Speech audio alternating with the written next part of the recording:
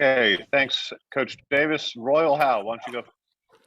Hey, Coach, I want to congratulate you on the win today. Can you just speak on just your team's defense? I believe Syracuse, the last 3 games, averaged less than 7 turnovers. They had 7 in the first half today. And can you just speak on just the job Leaky Black did on Buddy Boeheim, one of the most prominent scorers in the ACC? I think he had 14 points on 13 attempts. Just speak on just your team's defense tonight. Well, we didn't play very good defense, especially at the beginning of the game. I mean, they shot 50% from the field, and so I just felt like, especially at the beginning of the game, they were getting anything that they wanted to. They didn't feel us physically on the defensive end, and we were allowing them to shoot the shots that they want to shoot and the shots that they shoot around and that they practice. And so I remember in the huddle telling them for things to change, we're going to have to get after it defensively. And we talked about pressuring them more. We felt like guys that they can really shoot the basketball, but their weakness was putting ball on the floor. And I think that resulted in some turnovers because we were able to pressure them and be able to get out in transition. But at the end of the day, it's about getting stops when you need to get stops. And that's what we did. In overtime, Syracuse was 1 of 6 from the field. So at a time where we didn't really play great defense or the defense that we wanted to throughout the entire game, when it mattered most in overtime, that's when we stepped up and got stops, and it allowed us to be really efficient on the offensive end and very fortunate enough to win against a very good Syracuse team. Michael Coe? Hey, Coach, at a certain point with a guy like Slider having a night that he has, is there a point where you just kind of have to tip your cap to him, even though you're doing the absolute best job that you can on him? Well, yes and no. He was in a very good rhythm. He's 6'9". He can really shoot the basketball. And against any type of shooter, the number one defense against a shooter is length. And so the person that would be perfect to guard him and to probably slow him down a little bit would have been Leaky. But I couldn't cut Leaky in half. And so I tried to put half of him on Buddy and half of him on Cole, but it just didn't work. And so, they just have 2 guys in Cole and Buddy that not only can they make open shots, they can just make contested shots. And specifically for both of those guys, the only way that you have a chance at defending them is you have to put size on them. Just, it is what it is. And so there was a couple times where, we subbed Puff in and put him on there, and we felt like that worked. But, we really loved the playmaking and the shooting of Caleb. We just, he was in a nice rhythm, and we just didn't have enough guys with length that can match up to be able to slow down Cole and Buddy at the same time. Thank you. JB Ricks, go ahead. Hey, Coach, congrats on the win. When it comes to Caleb Love, when he's locked in and his shot is falling, how dangerous of a guard is he, not just in the ACC, but the entire country? Well, he's a fantastic player. And, as I said before, he's had a fantastic season. One of the things that I love about Caleb is that, he can move on to the next play, next shot, next possession. And so in a situation where maybe defensively he makes a mistake or makes a turnover, like he's a guy that's he has complete confidence in being able to step up. The shots that he made, like there's 2 things. There's very few guys that can make those shots, but more importantly, there's very few guys that are willing to take those shots in those type of situations. And that's one of the many things that I love about Caleb is he's always willing to step up. He's a very tough and resilient player. And, we had no chance of winning tonight without the plays that he made, and we have no chance of being the team that we are without, the year that Caleb has been having. He's been fantastic. E.L. Brown. Hubert, Syracuse jumped out to, a 9-0 lead to start the game. They started the second half with a 10-1 run. But in overtime, you guys had the 8-0 run that started. What was the difference, kind of in the reset and the amount of energy that you guys were able to come out with in that overtime to take over? I don't know if it was energy. I just, in terms of just our collective spirit to, to get after it defensively. One of the things that I've said to a couple people, yesterday and today, I felt like this is the healthiest our team has been all season. And I'm not talking about physical health. I'm just talking about in terms of like chemistry health.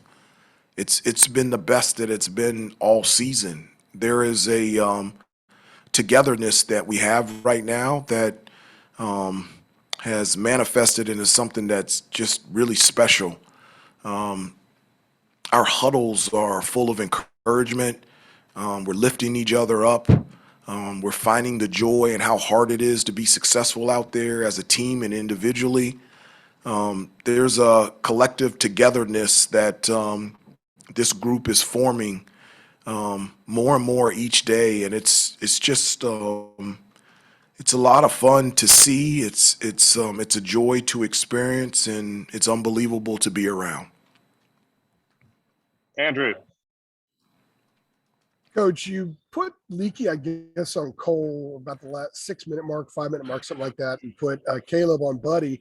But then when they had that inbound play, you put Leaky back on Buddy and you forced that turnover, which led, I guess, to the shot that you guys had. Why did you make that switch back? And what is it about Leaky's ability to defend Bayam, especially in this building? Because he shut him down last year in the second half of that game and shut him down in the first 30 minutes or so today. Well, in that out-of-bounds situation, out-of-bounds underneath, I don't care where Buddy is, they're looking for him. So he can be in section 305. They're looking to throw him the ball. And so we knew out-of-bounds underneath, it is high alert. Whatever situation, they're looking for Buddy to get the shot. The reason why we switched Leaky on Cole, because Cole was just in a rhythm. And so we wanted to put Leaky on him just to kind of give him a different look, kind of slow him down a little bit. Then they started going at Caleb against, with Buddy. And I thought he did a pretty good job there. And then we switched him back. And so that was just my version of trying to cut Leaky in half and try to get him to play two different players. And I just,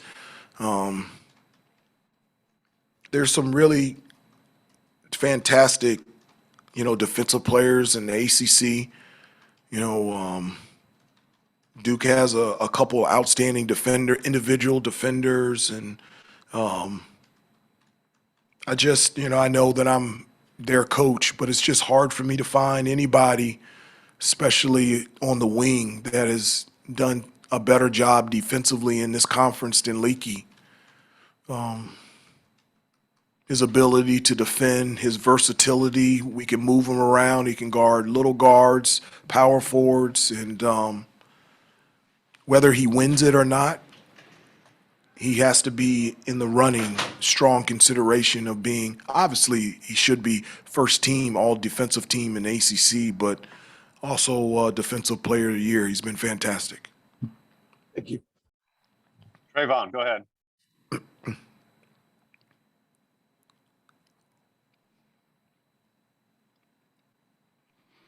You're muted, Trayvon.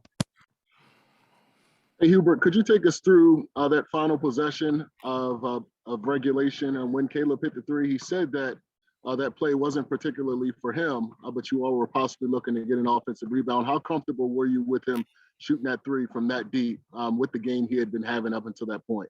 No, I was very comfortable with him shooting the three. The thing that we talked about in the huddle was that take the first available shot. Against Syracuse's zone, if you wait and you try to shoot a shot up against the shot clock, they're just very good at it. It's very difficult to get a good shot. And so, the later in the time for us to find a good shot, it just wasn't going to happen. And so we talked about in the huddle, take the first available good shot. And I thought it was a good shot. It was a shot that Caleb has practiced in practice, and he has hit many times in games. And I was very confident that he would be confident to be able to step up and make the play. And then Gerard came down the floor and hit a really tough fadeaway over RJ to tie the game, but the play that we were running, it wasn't a specific play for Caleb. We just mentioned to everybody that we wanted to take the first available good shot. And against Syracuse's zone, that's what you have to take.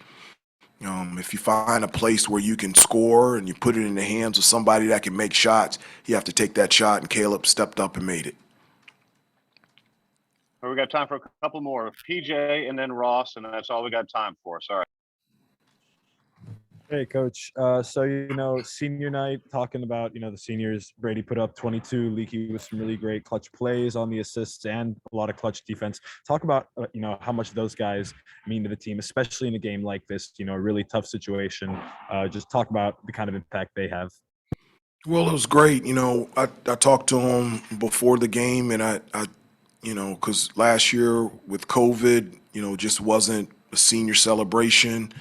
We have 2 freshmen, and then we've got transfers. And one of the things that I said that senior night here at Carolina is significant and serious, and that there's a responsibility, all of us, to make sure that the last time that Brady and Leaky and Ryan run off that floor and come through the tunnel, that they have a smile on their face and they have those memories. I shared with them that there's very few moments in my career here at Carolina that I regret. One of them, and I told them this, one of the things that I do regret is that my freshman year, we weren't able to win on senior night for Coach Lebo. He was a senior and I was a freshman, and we were playing Duke for the regular season championship, and we lost. And, a week later, we ended up beating them in the ACC tournament in Atlanta, but it was just really important for all of us to send them out in the right way. And I just remember feeling disappointed and feel like I let my teammate, Coach Lebo, down at the time, because I wanted him to have that experience of having a good memory the last time he stepped on that floor. And I just told him that story and the significance of senior night and how important it is to play as hard as you can, not only for yourself, not only for this team, not only for this program, but for our 3 seniors. And I really felt like they did that tonight. Hey, Ross, last one for Coach Dave. Go ahead. Hey, Coach. It feels like that the Caleb Love experience is kind of like a roller coaster. Like there's really good moments and sometimes there's more frustrating moments. How does that? And then, he was 2 for 15 before he went on the stretch that helped y'all win the game. How does that relate to his confidence and his ability to make big shots and step on big moments as you saw today? Well, it's not Caleb. Just being a college coach is a roller coaster.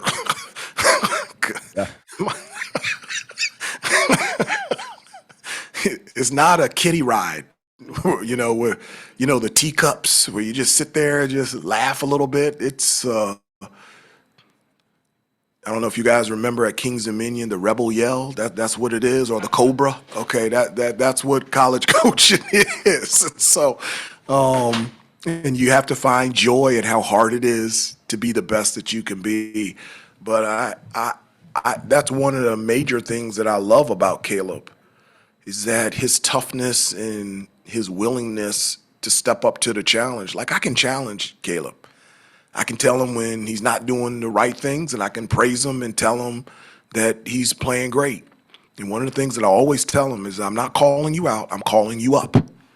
And I'm calling you up because that's how much I love you, and that's how much I think of you, and that's how much I think you can be better. And so, gosh, it's not just Caleb, it's everybody. It's a roller coaster. They probably say it's a roller coaster, playing for me. That's the fun part. As crazy as roller coasters are, it's fun. It's fun going through this journey with each one of them.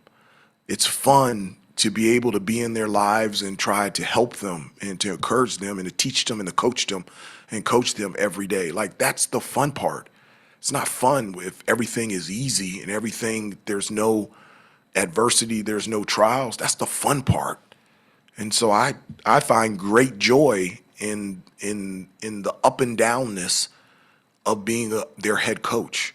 And there's no other place that I would rather be than right here coaching these guys. All right. Thanks for joining us, Coach Davis.